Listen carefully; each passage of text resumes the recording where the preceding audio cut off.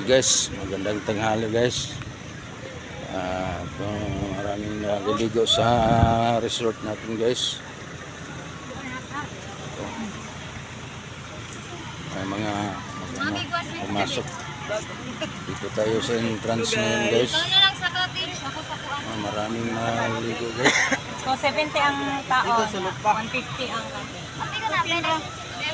ay 210 ang Hindi na tayo nakapasok doon sa loob guys kasi maraming tao na guys. 210. Hanggang dito lang tayo sa entrance guys. Makita natin yung mga maganda at gwapong pumasok.